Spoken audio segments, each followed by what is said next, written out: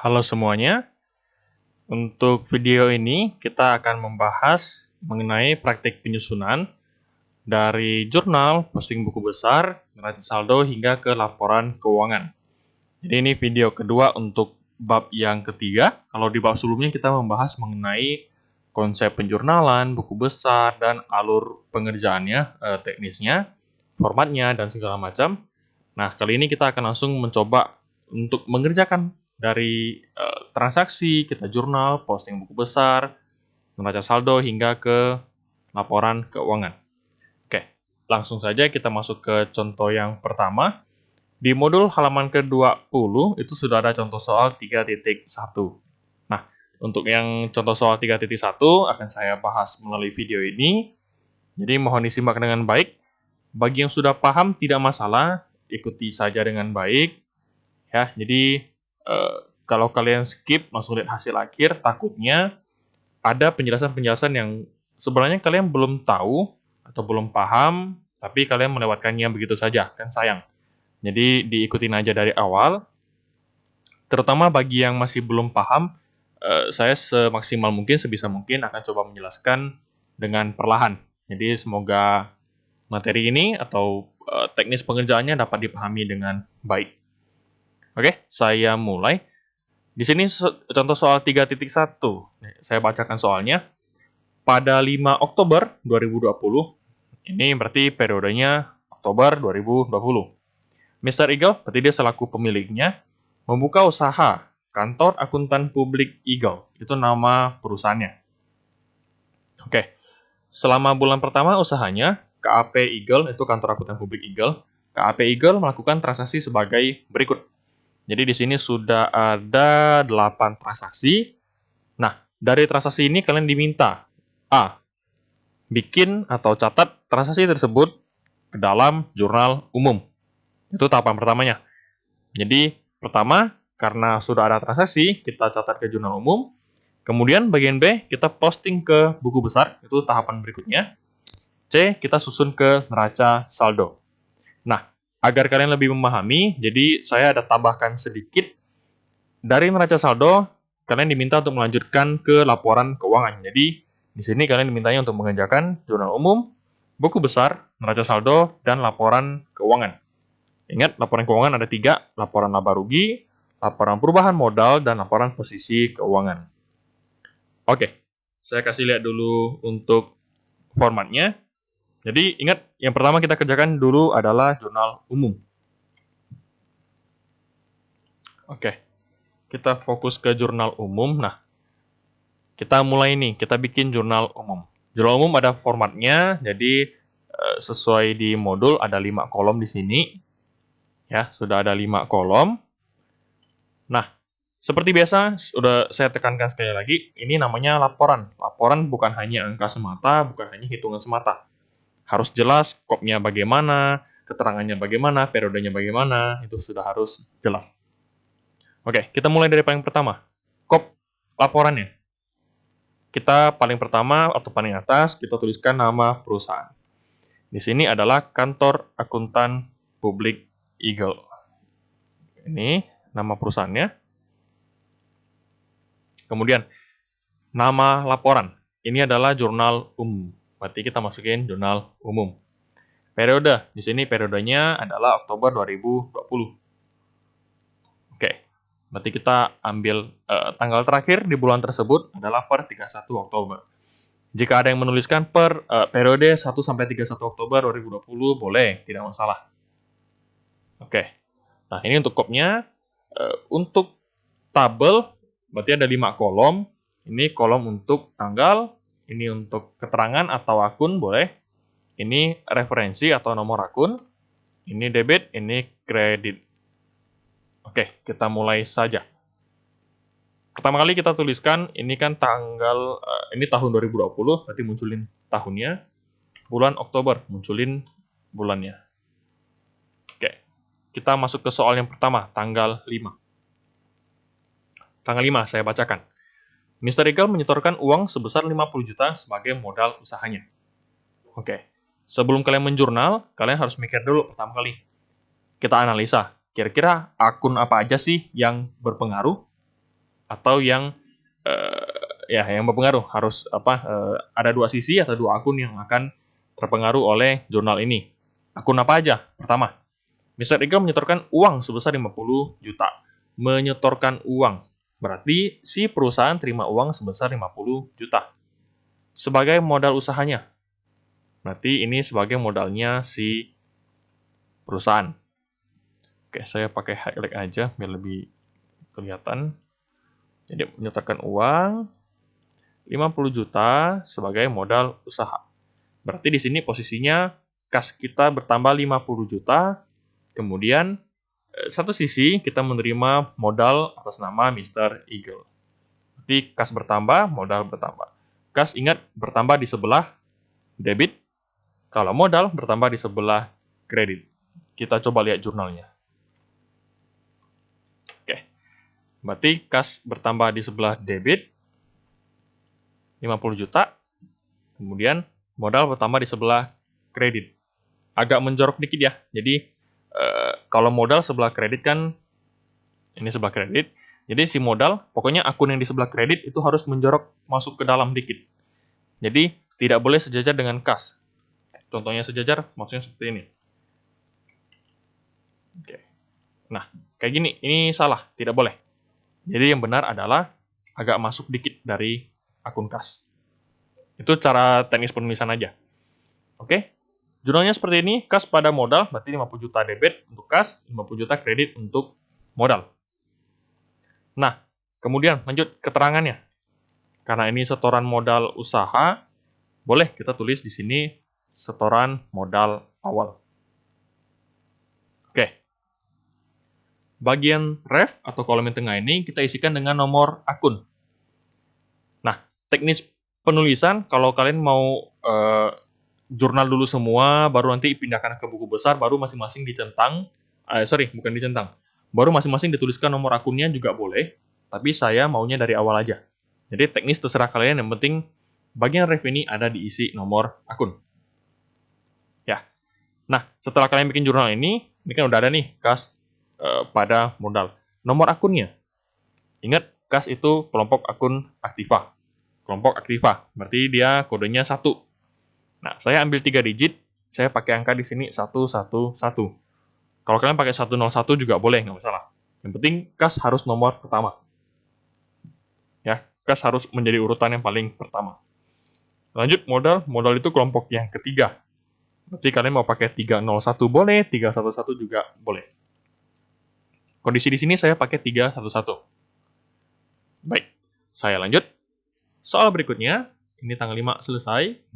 Tanggal 6, perusahaan membeli kertas dan perlengkapan kantor secara tunai. Berarti ada kas yang dibayarkan. 4.800.000 dan membeli seperangkat komputer sebesar 6 juta secara kredit. Oke, kertas dan perlengkapan kantor saya gabung aja sebagai perlengkapan kantor. Kemudian membeli seperangkat komputer. Oke, komputer itu masuk ke akun apa? Komputer itu masa manfaatnya lebih dari 1 tahun.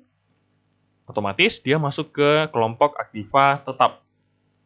Akun apa? Akun peralatan. Kalau mau lebih rinci peralatan kantor boleh. Ya. Jadi kita satu-satu. Pertama, kita beli perlengkapan kantor secara tunai.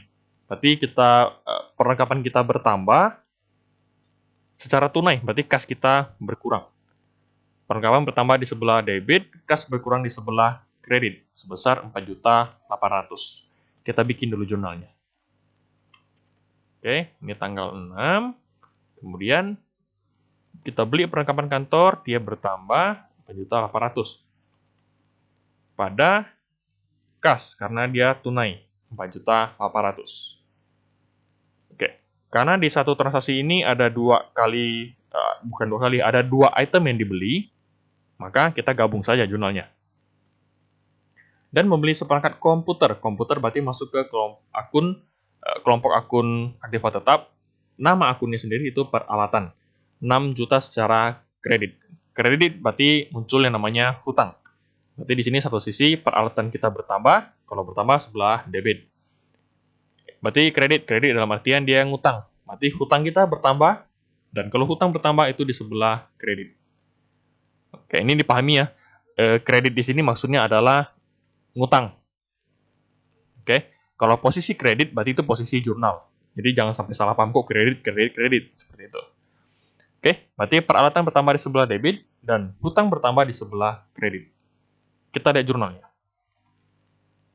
Oke, di sebelah debit ada peralatan kantor sebesar 6 juta dan di sebelah kredit ada hutang usaha 6 juta. Oke, seperti itu. Nah, untuk keterangannya saya tulisnya seperti ini.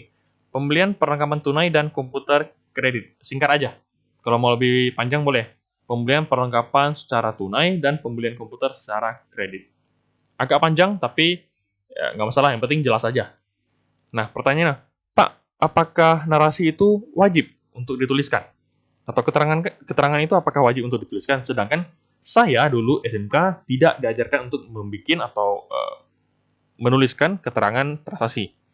Jawabannya iya. Kenapa? Jadi gini, untuk di SMK mungkin kalian lebih difokuskan kepada teknis pengerjaan. Jadi yang penting kalian paham teknisnya. Jadi habis ini, habis jurnal larinya ke buku besar larinya kemana. Nah, fokus utama di SMK atau di SMA adalah teknis. Yang penting kalian bisa mengerjakan. Oke, namun pada praktiknya setiap jurnal itu harus ada keterangan. Singkat aja nggak masalah. Yang penting sekali kita baca, oh transaksi ini, baca lagi, oh transaksi ini, gitu. Jadi contoh di sini, saya nggak tulis apa-apa. Nah, otomatis akan membutuhkan suatu waktu untuk saya menelaah lagi. Ini kas pada modal. Kira-kira ini setoran modal. Kira-kira. Kemudian ini, oh kira-kira kalau kita lihat, ini 4.800.000. Ini kreditnya juga 4.800.000. Oh, kayaknya ini perlengkapan kantor yang dibeli secara tunai. Terus ada peralatan kantor yang dibeli secara kredit. Oke, itu membutuhkan satu waktu untuk kita memikirkan ini transaksi apa. Begitu. Jadi, maka dari itu penting untuk meletakkan keterangan. Singkat aja, nggak masalah. Ya, apalagi di praktek kerja, itu wajib dituliskan jurnalnya. Karena untuk di dunia kerja, transaksi bukan hanya 5, 6, 7, 8, 10, 11, enggak. Bisa aja puluhan, bisa aja ratusan dalam sebulan. Kalau tidak ada transaksi, tidak ada keterangan, yang membaca juga pasti bingung. Akuntingnya aja bingung, apalagi yang bukan akunting. Misalnya atasannya yang membaca, ini jurnal apa yang di jurnal, transaksi atas apa, seperti itu. Jadi kalau kalian tanya saya, Pak, wajibkah dituliskan keterangan? Jawabannya wajib. Tidak ada keterangan, pasti ada pengurangan nilai. Ya, seperti itu. Bukannya, Pak, jurnalnya kan betul, kok ada pengurangan nilai? Iya. Saya maunya kalian paham konsepnya, kalian menuliskannya secara utuh, secara keseluruhan, bukan hanya bisa jurnal, bukan hanya bisa kerja tanpa tahu konsepnya, tahu tujuan dari pengerjaan. Jadi, jangan kerja-kerja aja tanpa mengetahui kenapa kalian kerjakannya seperti itu. Oke, saya kembali ke pembahasan kita. Nah, setelah kita tuliskan keterangan, nah kita masukin nomor akunnya. Jadi, perlengkapan kantor di sini saya pakai 113. Kenapa 113? Karena habis kas biasanya ada piutang. Jadi piutang itu saya masukin 112, perlengkapan kantor 113. Pak, misalnya nggak ada piutang di soal ini. Kayaknya sih ada ya piutang. Oke. Kebetulan secara keseluruhan nanti di nomor atau di tanggal 12 ada muncul piutang usaha. Jadi saya udah cadangkan dulu nanti 112 untuk si piutang. Oke. In case atau nanti misalnya nih, Pak, tidak ada akun piutang. Apakah boleh perlengkapan kantor saya langsung masukin ke 112? Jawabannya boleh. Yang penting dia berurutan. Oke, yang penting dia berurutan. Kalian mau ada agak-agak lompat juga nggak masalah. 111, perlengkapan 113 langsung. Tanpa ada 112. Boleh nggak? Ya, hal itu bisa diargumentasikan. Oh Pak, 112 itu biasanya untuk piutang misalnya. Boleh-boleh saja. Oke, saya lanjut. Peralatan kantor. Saya mulai dengan 151. Pak, boleh nggak 121? Boleh. Yang penting aktiva lancar dulu, baru aktiva tetap. Aturannya seperti itu. Ya, aturannya seperti itu. Kalau masih kurang paham, di video sebelumnya sudah ada saya jelaskan, tolong dilihat kembali. Oke, kas. Tadi di atas saya sudah pakai 111, berarti di bawah juga harus sama, 111. Hutang usaha, hutang itu kelompok kedua, jadi saya pakai 211. Oke, saya lanjut. Ini saya pin dulu.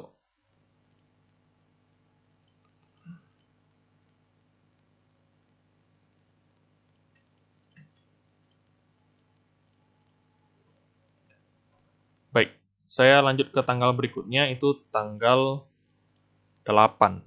Tanggal 8.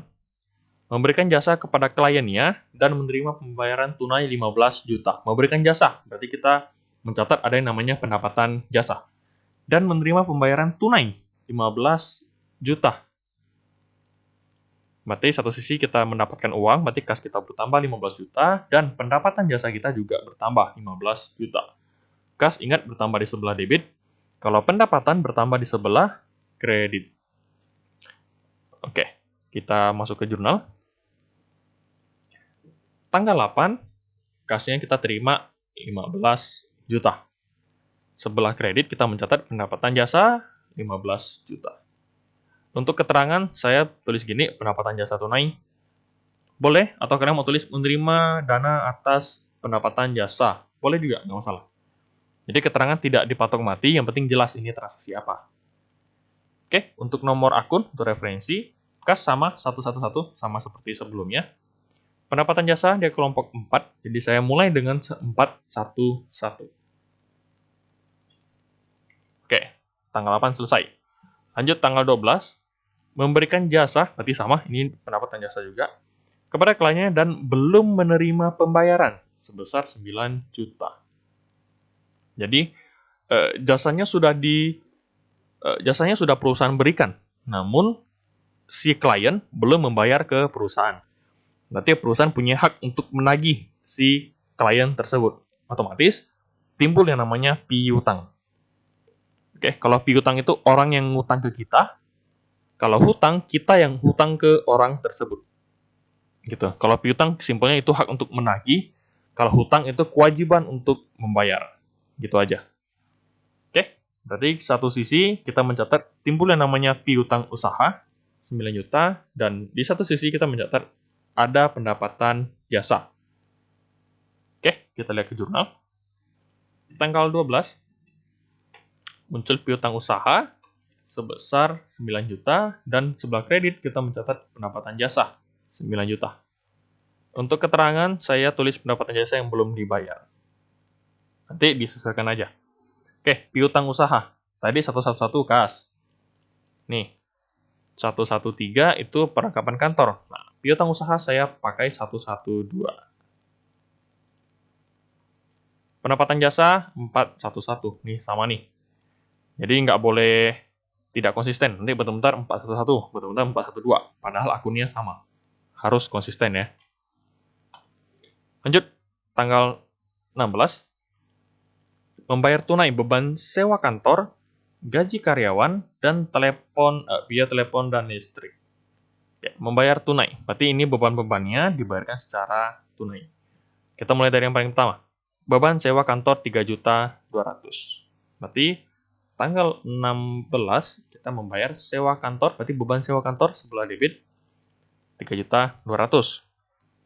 Gaji karyawan 5 juta, berarti beban gaji. Beban gaji sebelah debit 5 juta. Ingat ya, beban bertambah sebelah debit. Lanjut, telepon dan listrik. Telepon dan listrik bertambah sebelah debit 1.500.000. Oke, dibayarkan secara tunai, berarti kreditnya adalah kas. Karena uang kita berkurang. Itu total, berarti 9.700.000. Oke, pertanyaan mungkin ada yang muncul pertanyaan, Pak, boleh nggak saya jurnalnya seperti ini? Saya munculin gini deh. Berarti kasnya sebelah sini.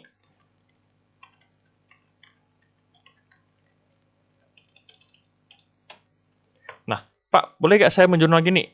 Debit, kredit, debit, debit. Jawabannya tidak boleh. Jadi, aturan penjurnalan, kamu harus menjurnal dulu semua yang di debit, baru boleh kredit. Ya, menjurnal semua yang di debit, baru boleh kredit. Nggak boleh debit, kredit, kembali ke debit. Itu salah besar. Kemudian, Pak, saya mau pisah jurnalnya, boleh nggak? Jadi maksudnya untuk di sini saya kasih akun kas, berarti sebesar sekian, sekian, sekian. Pak, boleh nggak seperti ini? Jawabannya boleh, tapi kamu pisah jurnal. Pisah jurnal maksudnya gimana? Berarti kamu tuliskan di sini tanggal 16, tanggal 16. Berarti asumsinya mereka ini masing-masing satu jurnal. Oke, mereka ini satu jurnal, satu jurnal, satu jurnal. Gitu. Kalau gitu boleh. Yang tidak boleh adalah kalian jurnalnya seperti ini. Oke. Kalau seperti ini kan terkesan seperti satu jurnal. Jadi kamu debit, kredit, debit, kredit, debit, kredit. Itu tidak boleh. Ya, kalau memang mau di jurnal masing-masing biaya, itu pisah jurnal. Dengan cara yang seperti tadi, penulisannya harus jelas. Berarti tanggal 16-nya ada 3 kali. Boleh. Oke, kalau mau lebih simpel ya udah, gabung aja kayak punya saya tadi.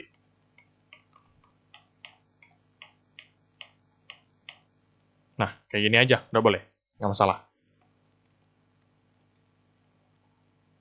Oke, ini keterangannya saya isikan bayar biaya sewa kantor, gaji, telepon, dan listrik. Biasanya untuk beban yang paling pertama adalah beban gaji. Karena itu yang paling utama, sisanya menyusul. Berarti beban gaji, beban ingat kelompok kelima, berarti pakai kode 5. Saya 511, si 512, 513. Nanti ada beban apa lagi, lanjut aja, 514, 515, dan seterusnya. Oke, saya lanjut. 16 selesai, tanggal 20. Menerima pembayaran sebagian tagihan dari klien sebesar 5 juta. Keterangan dalam kurung nih, tanggal 12 Oktober 2020. Tanggal 12 ada apa sih? Kita lihat kembali. Tanggal 12 kita ada memberikan jasa kepada klien dan belum menerima pembayaran 9 juta. Oke, sebelumnya kita sudah mencatat nih tanggal 12. Kita catatnya piutang usaha pada pendapatan jasa. Kita mencatat ada yang namanya piutang usaha.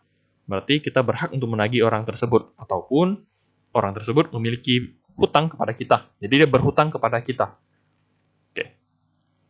Berarti di sini dia bayar nih, kita menerima pembayaran, berarti menerima uang. Otomatis kas bertambah di sebelah debit. Atas apa? Atas pembayaran sebagian tagihan dari klien, tanggal 12. Berarti dia bayar sebagian piutangnya. Oke. Berarti piutang kita berkurang sebesar 5 juta. Piutang berkurang di sebelah kredit. Kita lihat ke jurnal. Jadi sini tanggal 20. Kita menerima pembayaran, berarti kas kita bertambah, uang kita bertambah sebesar 5 juta. Kemudian piutang usaha kita berkurang sebesar 5 juta. Oke. Keterangannya saya tulis terima pembayaran sebagian tagihan tanggal 12 Oktober. Jadi kalian baca begini pun kalian tahu, oh, dia ngeling nih atau punya hubungan dengan tanggal 12. Gitu. Oke. Untuk nomor akun, kas tadi 111, piutang usaha 112. Nih, sama nih ya. Piutang usaha 112 sama dengan ini. Kas juga 111 harus sama dengan yang di atas. Jadi konsisten. Oke, lanjut. Tanggal 24 membayar sebagian hutang atas pembelian komputer sebesar 2.500.000. Membayar sebagian hutang atas pembelian komputer sebesar 2.500.000. Kita udah pernah beli komputer belum sebelumnya? Kita lihat kembali ke soal kita. Oh, tanggal 6 nih. Kita pernah beli komputer. Berarti kita bayar sebagian hutang kita. Berarti hutang kita berkurang. Kalau hutang berkurang di sebelah debit. Kita bayar, berarti bayarnya pakai uang, pakai kas, berarti kas kita juga berkurang. Berkurang di sebelah kredit. Dan iuran kebersihan bulanan. 250.000. Berarti dia bayar iuran, berarti beban iuran boleh. Berarti beban yang pertama sebelah debit, dan kasnya berkurang sebelah kredit juga, 250.000. Kita lihat jurnalnya. Masukin tanggal. Pertama, hutang usaha berkurang sebesar 2.500.000. Lanjut. Kemudian ada beban iuran. Kita bayar beban iuran sebesar 250.000 pada kas. 2750. Kenapa 2750? Berarti kan saya gabungin keduanya, saya totalkan. Jadi totalnya 2750. Pak, boleh nggak saya tuliskan di sini akun kas? Akun kas sendiri nih, misalnya 5.500.000, ini 250.000. Boleh nggak? Oke, jawabannya, kalau akun kalian sama, lebih baik ditotalkan saja. Jadi tidak ada akun yang berulang. Oke, saya ulangi. Kalau jika ada akun yang sama, kalian totalin saja, biar tidak ada akun yang berulang-ulang. Jadi lebih baik tuliskannya kas 2750. Keterangannya, bayar sebagian hutang atas pembelian komputer tanggal 6, dan bayar iuran kebersihan. Agak panjang tidak masalah, yang penting jelas. Hutang usaha, kode akunnya 311. Sebelumnya sudah, 211. Sebelumnya sudah ada. Beban iuran itu 514, saya melanjutkan beban yang sebelumnya. Ini 511, 512, 513. Ini 514, kas 111. Oke, saya lanjut. Tanggal 31, mengambil uang sebesar 2.400.000 untuk keperluan pribadinya. Berarti ini misi Mr. Eagle, ambil uang untuk keperluan pribadi. Berarti muncul yang namanya prive pada prive bertambah di sebelah debit dan kas berkurang di sebelah kredit. Tanggal 31, prive bertambah 2.400.000 dan kas berkurang 2.400.000. Keterangannya, pengambilan pribadi Mr. Eagle. Kalau prive berarti kelompok modal, berarti dia 312. Kalau modal tadi kan 311. Ini 312. Kas itu 111. Oke? Berarti untuk jurnal sudah selesai. Tinggal kalian totalkan. Debit kredit harusnya seimbang. Oke? Kalau ini tidak seimbang, berarti ada yang salah. Jadi seperti itu untuk jurnal umum selesai. Nah, saya lanjut ke buku besar. Jadi, dari masing-masing akun ini, kita harus posting ke buku besar. Oke. Pertama, kita lihat dulu akun buku besar atau bukan akun. Format buku besar seperti apa sih? Oke. Format buku besar sama seperti biasanya. Pertama, tuliskan kopnya dulu, yaitu Kantor Akuntan Publik Eagle. Kemudian tulis nama laporan, yaitu buku besar, dan periodenya. 31 Oktober boleh, atau periode 1 sampai 31 Oktober 2020 boleh, nggak masalah. Oke, kemudian kalian bikin dulu masing-masing tabelnya. Jadi ini sudah ada tabelnya. Nah, tabel ini dibikin berapa banyak, Pak? Dibikin sebanyak akun yang ada. Contoh, kita lihat sini, kita mulai dari paling atas ya. Jadi, buku besar itu nomor akunnya harus berurutan. Kita lihat dari paling pertama, ada akun dari nomor 1. 1 berarti ini ada akun kas, 111. Kita bikin akun kas, oke, 111 strip kas, gini boleh. Kalau ada penulisan lain, mau nama akun kas, nomor akun 111, boleh juga, nggak masalah. Pak, boleh pakai buku besar T nggak? Kalau untuk yang seperti ini, saya anjurkan tidak. Karena saya maunya formal, kalian kerjakannya sesuai format yang baku. Kalau format T itu format yang tidak baku, untuk cara singkat lah, untuk cepatnya aja. Oke, bagian bawah selalu ada total. Jadi ini tanggal keterangan ref, debit, kredit, kemudian saldo debit kreditnya. Baik, akun setelah kas ada apa? 111 kas, udah. 112 ada nggak? Ada nih, piutang usaha. Kita bikin untuk buku besar si piutang usaha. Oke, piutang usaha udah. Lanjut, 113 ada nggak? Ada nih, perlengkapan kantor. Nanti bikin juga satu akun, satu tabel untuk perlengkapan kantor. Oke, 114 ada nggak? 114 tidak ada. Berarti lanjut ke kelompok kedua. Paling pertama 211. Ini ada nih, tanggung usaha. Berarti masukin 211. Oh, setelah perlengkapan kantor ada nih, peralatan kantor ternyata. Oke, yang ini. Jadi setelah 113 ada 151, peralatan kantor. Kita bikin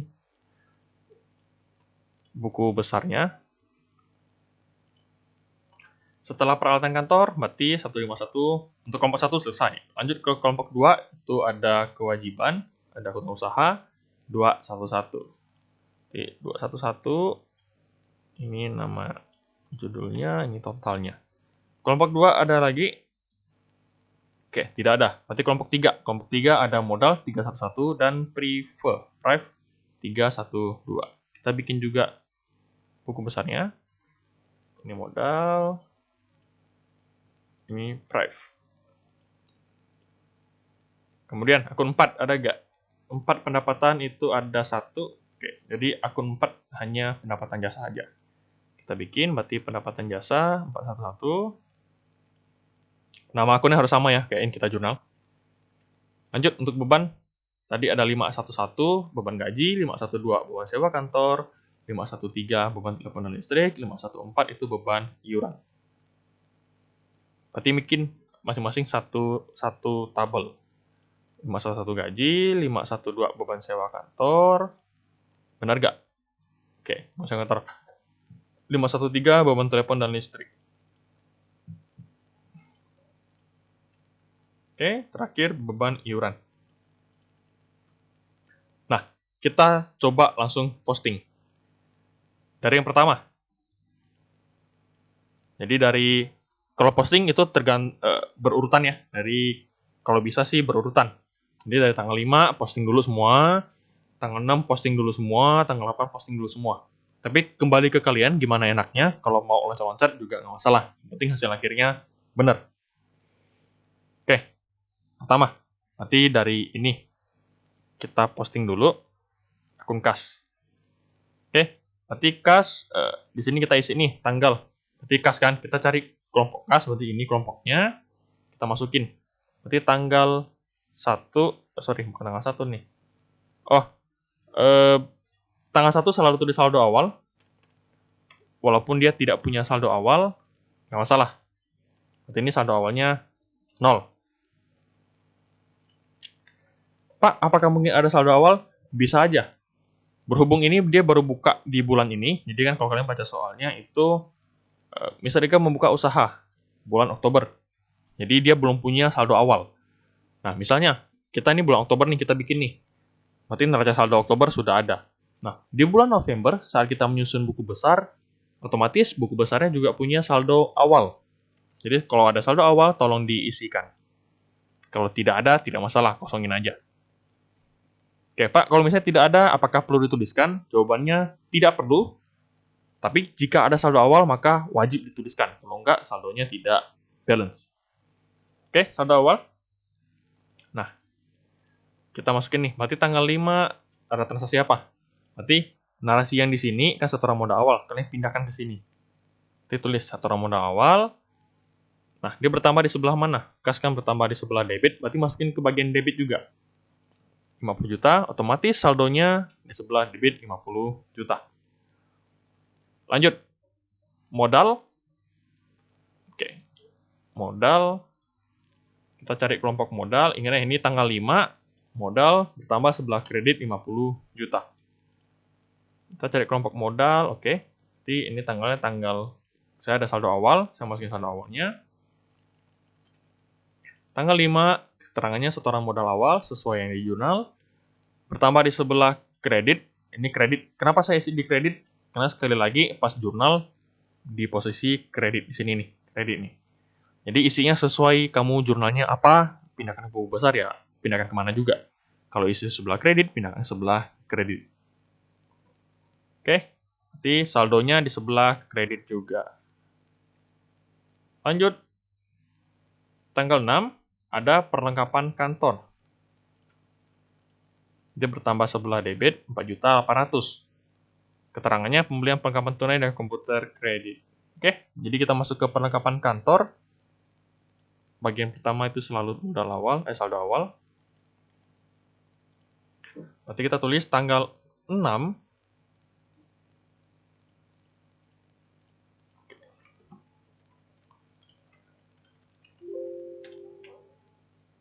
Oke, tanggal 6 keterangannya pembelian perlengkapan tunai.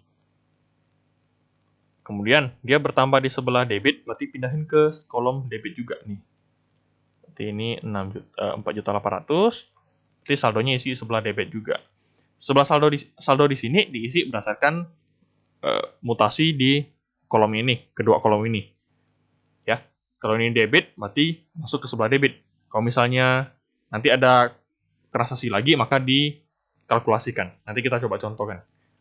Lanjut, peralatan kantor. 6 juta bertambah sebelah debit, kita cari peralatan kantor. Oke, peralatan kantor, tanggal 6, berarti keterangannya pembelian komputer kredit, bertambah di sebelah debit 6 juta nih, bertambah sebelah debit 6 juta nih. Oke, tuliskan ini 6 juta, saldo berarti isi sebelah debit juga.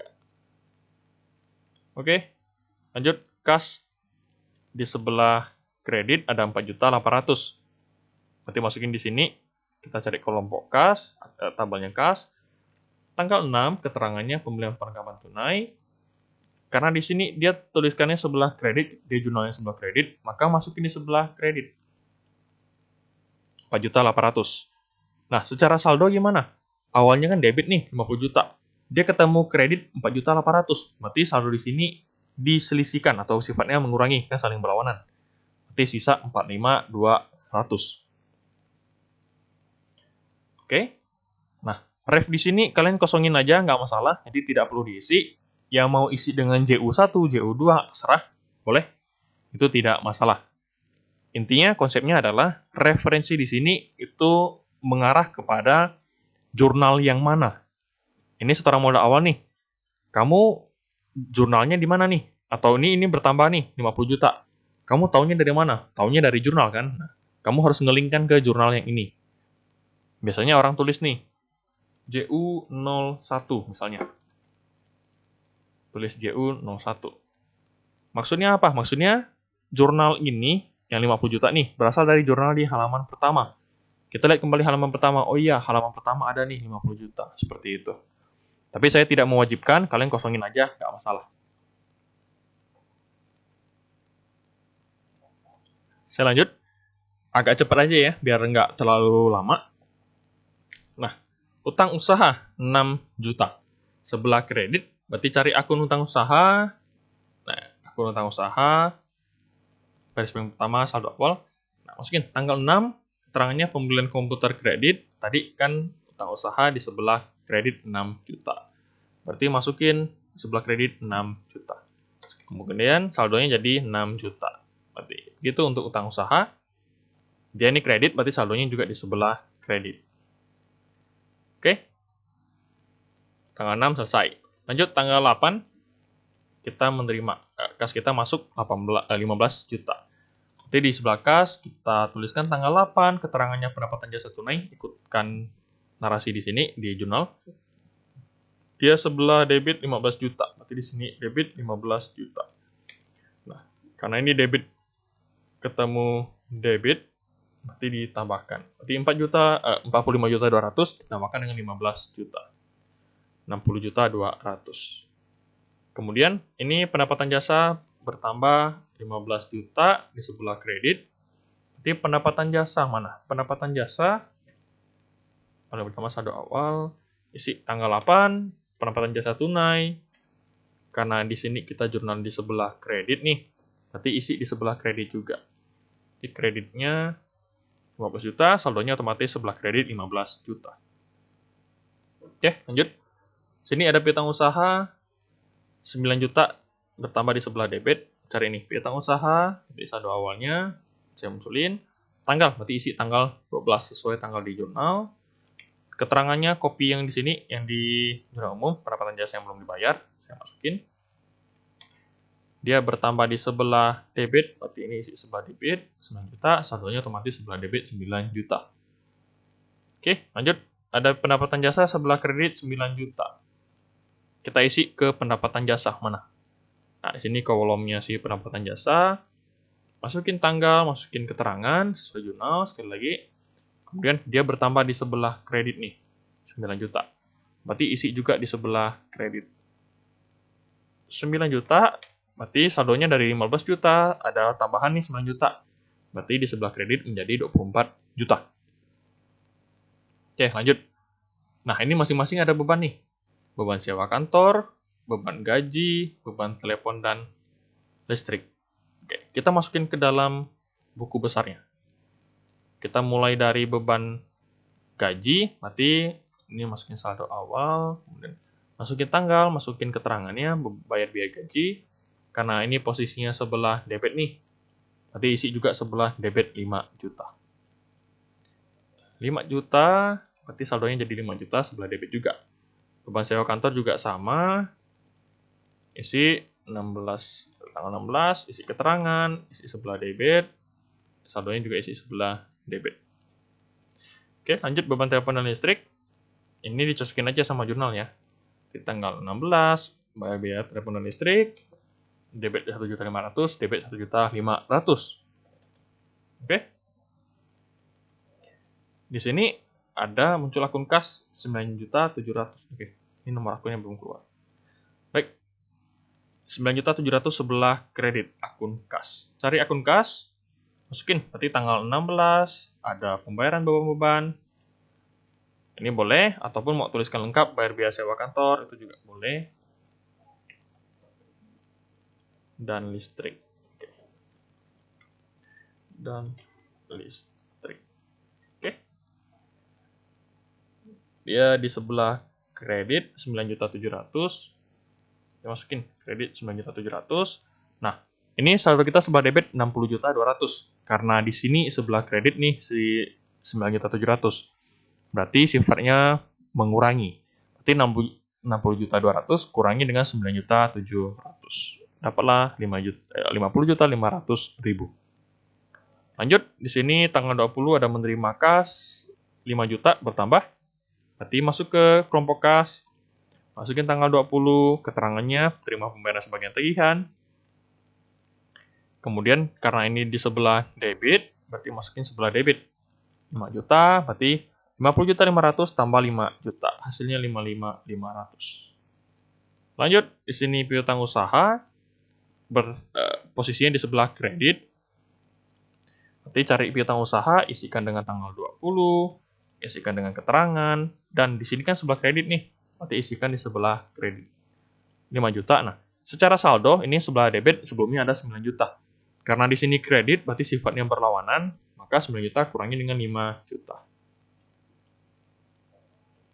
Misalnya kayak mau nanya nih, Pak bisa gak? Ini kan 9 juta nih saldonya nih. Sebelah kredit misalnya ini 10 juta. Bisa nggak Pak? Oke, misalnya seperti ini nih. Berarti cara penulisan yang benar adalah saldonya berpindah ke sebelah kredit 1 juta. Oke, kenapa? Karena sini awalnya saldonya 9 juta. Kemudian ketemu dengan kredit ini 10 juta. Berarti kan dia minus 1 juta. Nah, namun untuk saldo tidak ada saldo minus. Jika minus, maka kamu pindahkan posisinya. Jadi 1 juta sebelah kredit. Itu secara teknis, cuman secara saya kan nanya, Pak, apakah mungkin? Saya nanya balik ke kalian, apakah mungkinkah pinjaman ada yang minus? Harusnya tidak kan, masa kamu pinjam berapa? Saya pinjam 1 juta. Kamu tanya orang kedua, kamu pinjam berapa? Saya pinjam minus 1 juta. Kan nggak masuk akal gitu. Jadi secara teknis, kalau misalnya minus, berarti pindahkan ke sisi sampingnya, sisi yang berlawanan. Misalnya debit nih, minus 1 juta, berarti pindahkan ke posisi kredit jadi 1 juta. Secara teknis, tapi secara logika harusnya tidak mungkin ada pinjaman yang minus. Gitu. Sama halnya dengan kas, tidak mungkin kamu punya uang nih, saya punya uang minus 100.000. Itu nggak mungkin. Ya, jadi pertanyaannya, secara teknis bagaimana? Berarti kalau secara teknis misalnya minus, pindahkan ke posisi sebaliknya, posisi yang berlawanan. Tapi secara logika itu tidak mungkin harusnya. Masa ada uang yang minus gitu. Oke, saya lanjutkan. Tanggal 24 ada utang usaha, dia bertambah sebelah debit, dia posisinya sebelah debit, berarti kamu cari utang usaha, masukin tanggal 24, masukin keterangan. Nah, ini sebelah debit nih, 2.500.000. Berarti isi sebelah debit 2.500.000. Saldonya awalnya kredit 6 juta, ketemu dengan saldo debit 2.500.000. Berarti kan saling berlawanan.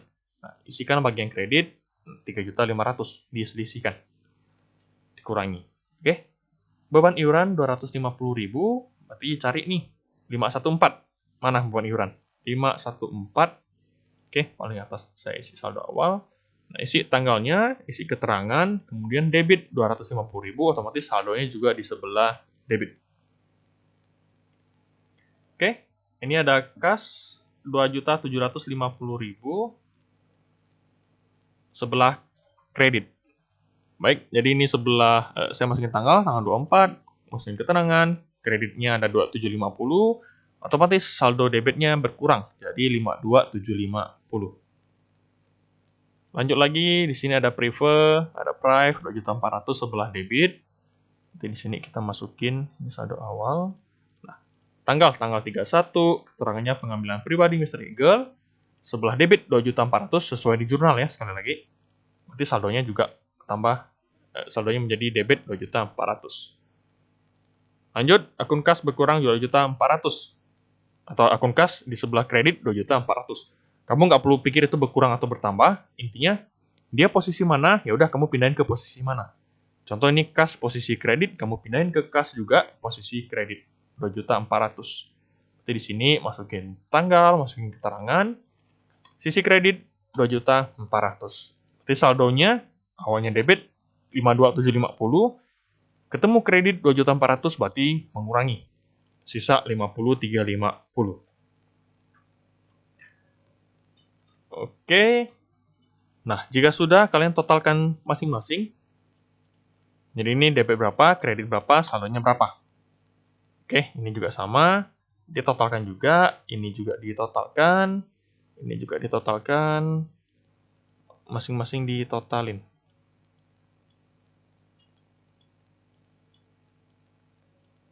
Oke, setelah kalian totalkan, berarti buku besar selesai. Berikutnya, setelah buku besar selesai, kalian diminta bikin neraca saldo. Jadi ini ada kolom neraca saldo nih. Saya cut dulu. Oke, saya freeze.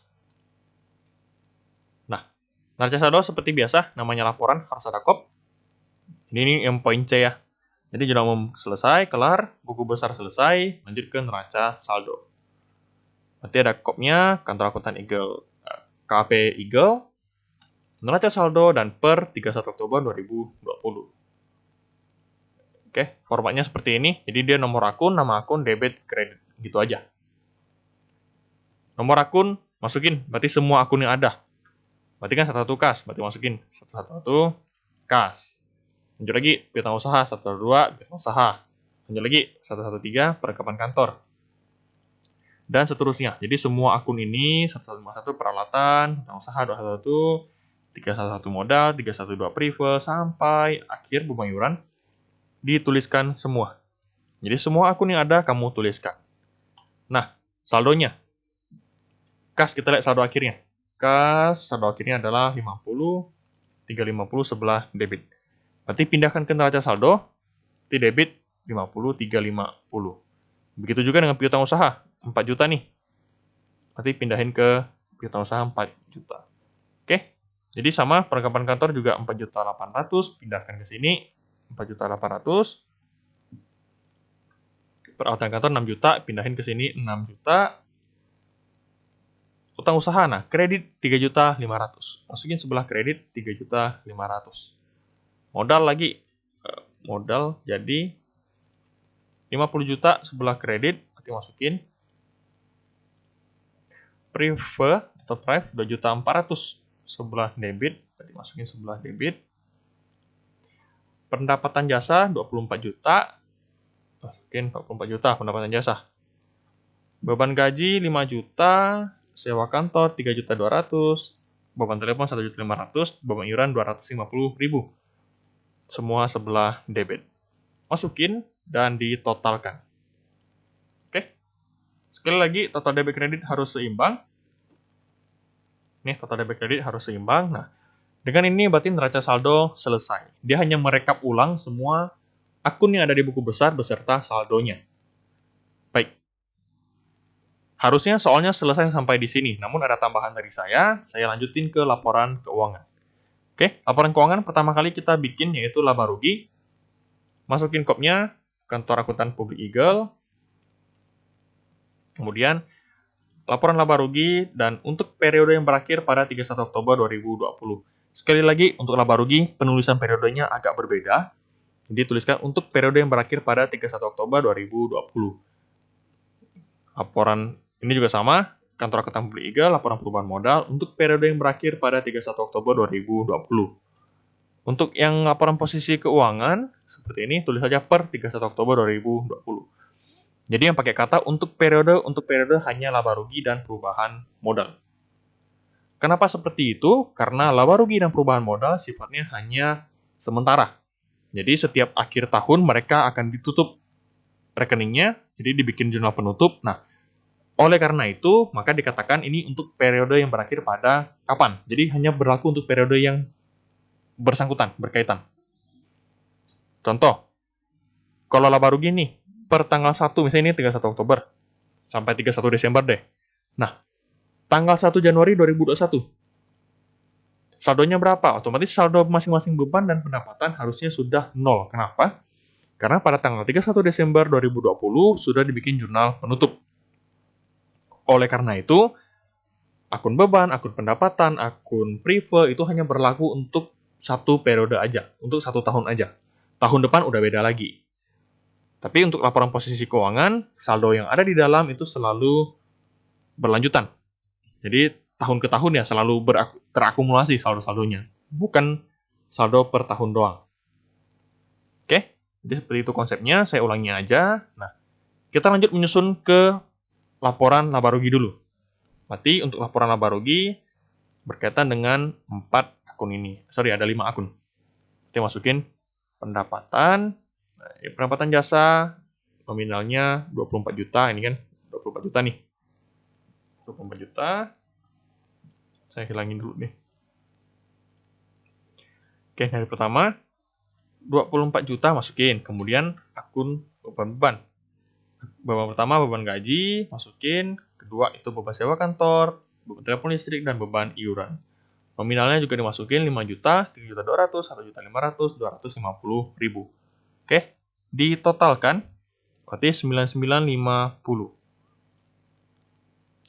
Kemudian kalian kurangi. Jadi pendapatan dikurangi beban sama dengan laba kotor. Ataupun kalau mau tulis laba bersih boleh. Jadi kenapa saya tulis laba kotor? Karena biasanya setelah beban-beban ini masih ada lagi yang di luar. Yaitu biasanya beban di luar usaha, pendapatan di luar usaha, kemudian ada pajak, ada bunga. Oke, jadi kalau misalnya kalian bingung, udahlah tulis laba bersih juga nggak masalah. Saya tulis laba kotor karena biasanya ada lanjutan. Tapi berhubung kita pengantar, basic accounting, jadi masih tidak ada lanjutan, masih yang simple. Gitu. Lanjut perubahan modal. Kita tulis modal awalnya. Ini tadi udah diposting, udah di laba rugi, oke. Modal awal 50 juta di sini nih, modal 50 juta. Kita masukin saldo laba atau rugi, nominalnya 14 juta 50 ribu. Ambil dari sini, ambil dari si laba kotor. Oke. Prive jika ada tuliskan, jika tidak ada tidak dituliskan juga nggak masalah. Prive itu 2 juta 400. Masukin sifatnya mengurangi. Nah, 14 juta kurangi 2 jutaan, saldonya jadi sama dengan 11 juta 650. Di sini saya tulis kenaikan atau penurunan modal. Kalau kalian mau tulis kenaikan modal karena ini positif juga tidak masalah. Berarti 50 juta tambah 11 juta 650 ribu sama dengan modal akhir 61 juta. Oke, kita lanjut ke laporan posisi keuangan. Di sini ada kelompok aktiva lancar, ada aktiva tetap, ada kewajiban, ada modal. Akun pertama, akun kas. 50 juta 350. Oke, akun kas 50 juta 350. Lanjut. Kedua, piutang usaha 4 juta. Piutang usaha 4 juta. Perlengkapan kantor 4 juta 800. Berarti total aktiva lancar sekian. Oke, lanjut. Ada peralatan kantor itu 6 juta. Berarti masuk ke aktiva tetap 6 juta. Ditotalkan. Bagian kewajiban itu ada hutang usaha 3.500.000. Berarti masuk sini 3.500.000. Tidak dapat total kewajiban. Nah, modal 61.650. Ambil dari perubahan modal yang di sini. Oke, ambil dari angka ini. Mau tulis modal Mr. Eagle boleh juga, nggak salah. Oke, ditotalkan total aktiva total pasifa harus balance 65.150.000. Jadi begitu tahapan untuk pengerjaan dari jurnal, buku besar, neraca saldo hingga laporan keuangan. Jadi tahapannya seperti itu.